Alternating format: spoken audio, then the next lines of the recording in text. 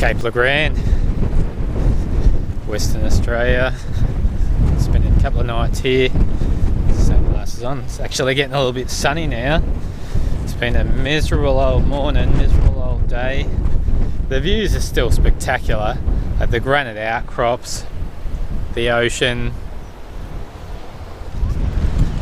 In Thistle Cove at the moment. This is Whistling Rock just over there, though it's not whistling, not making a noise at all. Been pretty rainy this morning, thunderstorms. It's been a bit hard to get out and do anything, but we've made the effort. Went out to Hellfire Beach before. I should have been filming down there. There was a guy fishing on the rocks. He actually went into the water and there was a whole bunch of Asians, tourists standing around watching him, and they were just standing around watching him. He could have well drowned there and they weren't doing a thing, so I ran around from about 100 metres away and there's life buoys there, so I was going to throw that into him, but luckily by the time I made it there, he'd managed to get up onto the rocks and he was pretty much wet up to his neck, but he was alright. Other than quite a bit of grazing on his hands and his knees and his legs and his feet, because he was sliding up and down those rocks as he was trying to get out, and the waves were pushing him up against the rocks and then dragging him back down the rocks. They say it's pretty dangerous rock fishing, and he said he's been doing a lot of rock fishing his whole life. He dropped his guard for a second and just about, did get himself in trouble. Pretty old rugged old place is Southern Ocean, bashing up against the granite. Get around to the beach and have a look around there.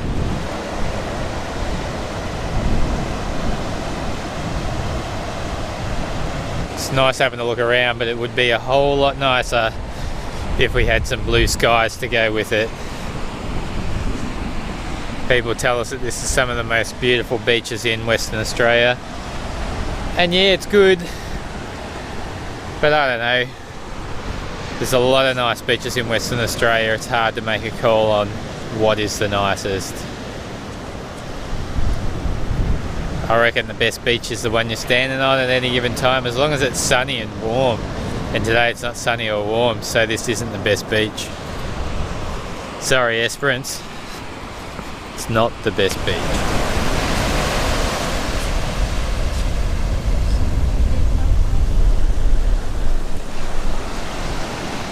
Lucky Bay, Western Australia, so named by Matthew Flinders in 1802 while he was searching around the area or exploring around the area.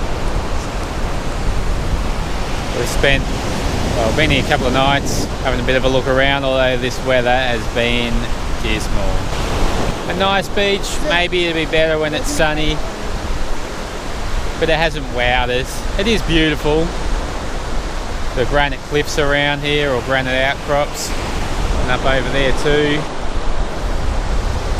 I'm not going to tell you it's not nice, but I wouldn't say it's one of our highlights.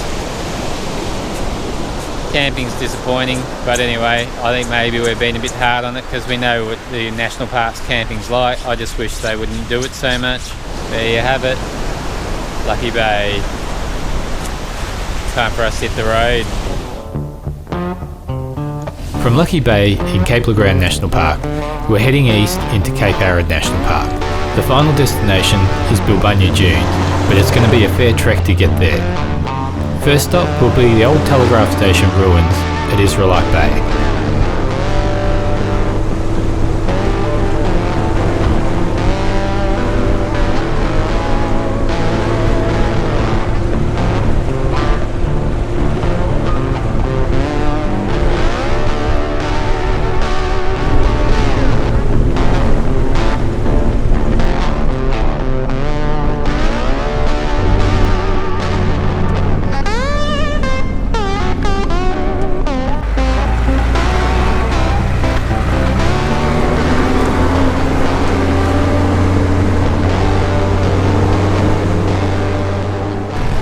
Like a doozy of a wash away.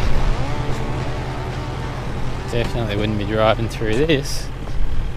Not without some serious track repairs anyway.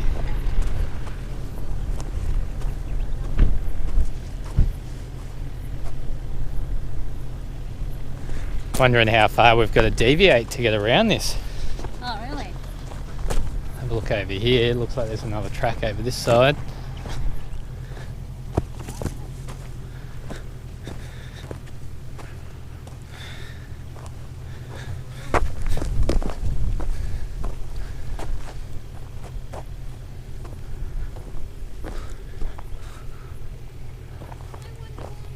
This looks pretty drivable.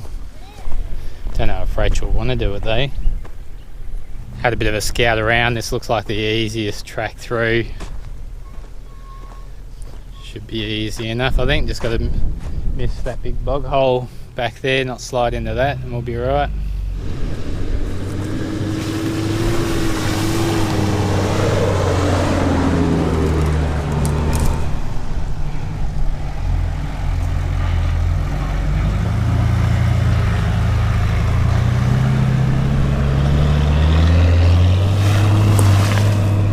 Avoiding most of the nastier bog holes, being on our own. We don't really want to be spending our day getting unstuck.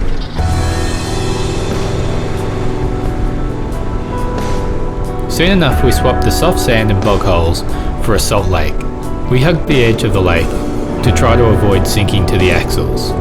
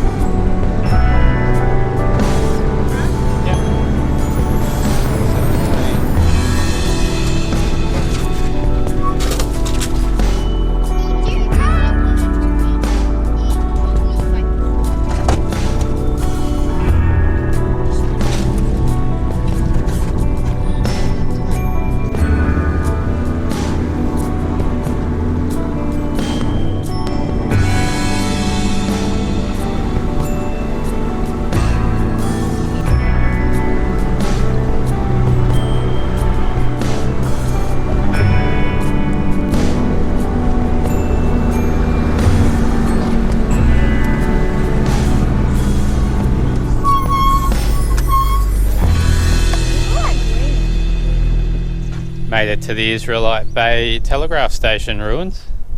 Time for some lunch, bit of a look around, and then see how much further we want to go for the day before we make camp. See if we make it to a wattle camp.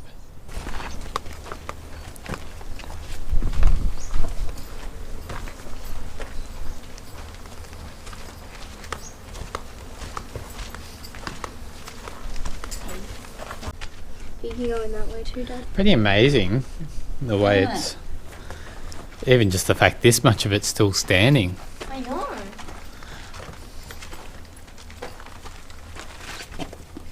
And is this the original structure? This is the original structure. And when was this used from? 18... can't remember, 1870 something to 1917, I think. The telegraph station was originally built in 1876 of wood, but replaced with this large stone building in 1896. It was an important part of the telegraph line linking Western Australia to South Australia in a very remote part of the country. Yep, I did. Is it like a jail or something? Yeah? I don't think so. Oh, we're outside now. How did we get outside? we went. Pretty big place. Plenty of fireplaces. Plenty of different rooms. Let me out!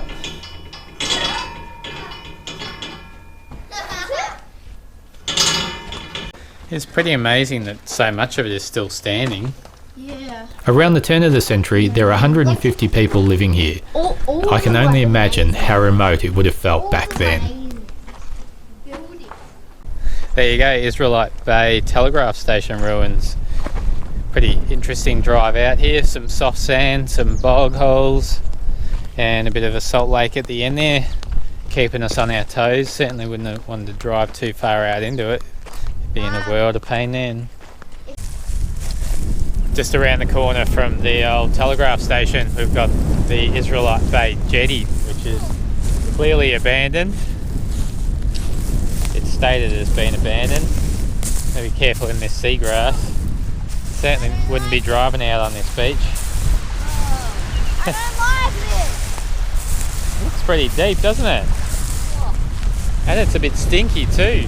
If this was Smellicam, you'd be smelling it's a bit stinky. Israelite Bay. Bit of a trek out here, bit of fun. The adventure's not over yet though. So we're going to see if we can make our way to Bilbunya Dunes tomorrow. If we can't, we'll head back here. And then there's an inland track that'll take us out to Balladonia Roadhouse. Hopefully we don't need to though. Hopefully we'll be able to get up to the dunes and then up to the backs of the cliffs and pop out on the air highway. I can't even think. Cocklebiddy, out that way anyway.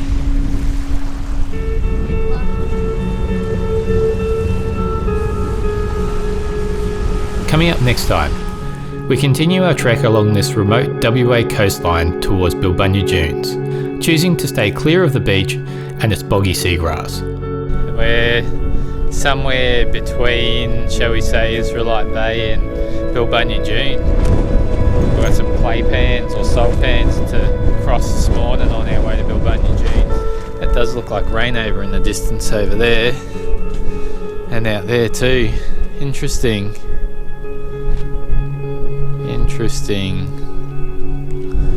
Could be a very interesting day. We've only got about 45 k's to travel to Bilbunya Dunes from here, but if it's wet, the salt pans might not even be passable. We could even end up just stuck out here waiting for the weather to clear up and the tracks to dry out. Make sure you subscribe if you haven't already and hit the notification bell to find out if we make it to the dunes.